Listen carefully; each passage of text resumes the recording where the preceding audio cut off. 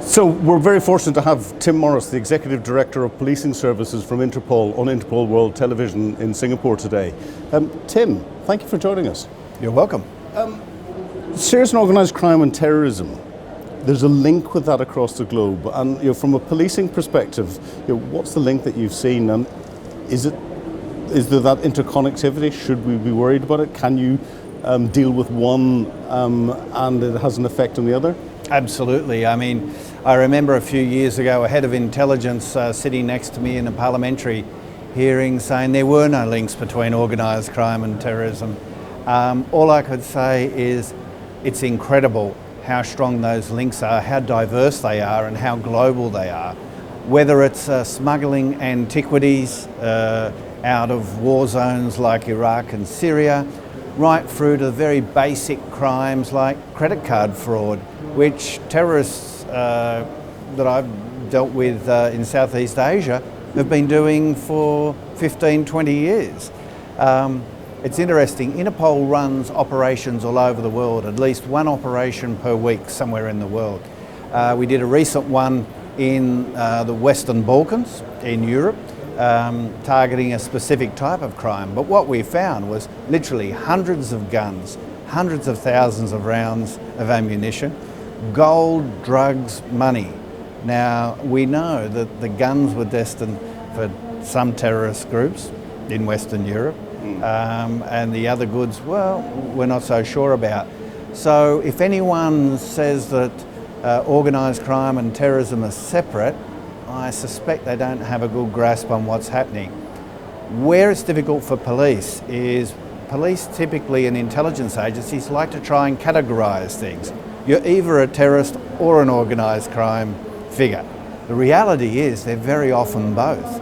And you look at the backgrounds of high-profile terrorists that have been arrested recently, guess what? Many of them have extensive criminal records involved in drug trafficking and other forms of organised crime. So the two are inextricably linked.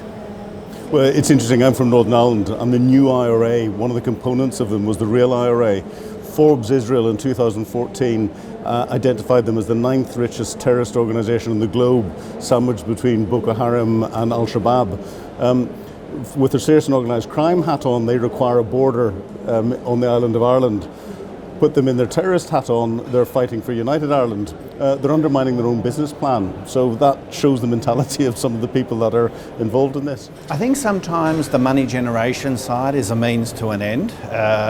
They need money for logistics, for weapons, for ammunition, for bribes, unfortunately too sometimes. Corruption often can play a big role in circumventing strict border controls, customs controls and so on. So the funds that organised crime can generate, usually very quickly, tax-free of course, are really a means to an end. And sometimes I think the end isn't given too much thought. A good example is Captagon. We saw in Iraq and Syria, ISIS involved in smuggling huge amounts of Captagon, which unfortunately still persists to this day in the region. So they created a market that we're all still dealing with. So as Director of Policing, what are the major policing priorities across the globe at the moment, and do you see them changing over time? I think right now, if you went to most police forces or regional policing bodies or Interpol, you'll see us broadly categorise crime in 3 sectors. That's terrorism, serious and organised crime, and emerging crimes, which we look at Interpol, and cybercrime. What I think is going to happen in the future is most aspects of cybercrime are going to be merged into the other two. A little bit like how we look at money laundering and financial crimes as facilitators of serious and organised crime and terrorism like we've just talked about. So cybercrime is rapidly evolving. Our understanding of it is obviously getting better because it needs to get better. But as that integrates through other crime types with new generations of police officers coming through, I think you're going to regard it more as a facilitative aspect of all crime and not a unique category on its own.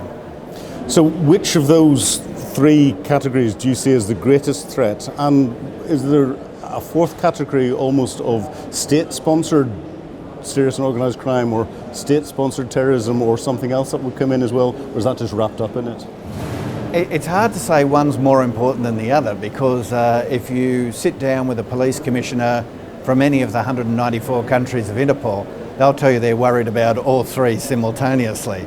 So it's more difficult to say one's more important. You'll go to some jurisdictions. We recently sent an incident response team down to Colombo in Sri Lanka, another one to Kenya just recently, and clearly issues like terrorism are going to be at the forefront, protecting the lives of their citizens, protecting their communities against further attacks.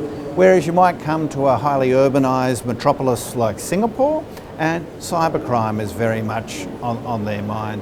So I suppose it's hard to categorise it from a global perspective. One is more important than the other. All three are incredibly important, and all three, I think, take a collaborative, symbiotic approach to understanding how they relate to each other. But we seem to be in a continual race between the good guys trying to outsmart the bad guys and the bad guys trying to outsmart the good guys. Who's winning? I don't know if it's a question of winning or losing necessarily. It's about getting better understandings, using our limited resources more effectively. I mean, governments want all arms of government to be more efficient. Police want to be more effective. Their communities want them to be more effective. So it's a matter of working smarter, not harder. I mean, there's never going to be enough police resources. I think most of us have resigned ourselves to the fact. So it's incumbent upon the leadership to come up with the smart thinking and make sure the organisations are impacting to maximum effect with the resources they have. And do you see the private sector playing an important role in providing those resources to support policing? Absolutely, but maybe not in the obvious way. Some people think of the private sector funding certain aspects of policing, but in the information age, gold is information is the gold, the currency we trade in. As we move down the information superhighway, if you want to call it that, interestingly, more and more of the most critical information isn't in the hands of government, it's actually in the hands of private enterprise, whether it's a bank, a telephone company, an internet service provider, or even a social media platform. That's the sort of information we need to be able to solve crimes, but especially transnational crimes, ones that cross borders and where criminals move very, very quickly. So in getting that transnational understanding, how important are international get-togethers such as the one we're at today? Absolutely critical. I mean, in our highly integrated world, there aren't too many organisations like Interpol where you can get all 194 member countries, more than the UN, I must say, to sit down and to be able to compare where they're going on crime, make those contacts. What I like about this is it's got a strong influence from the private sector as well, which relates back to my previous comment about where's the information. And I think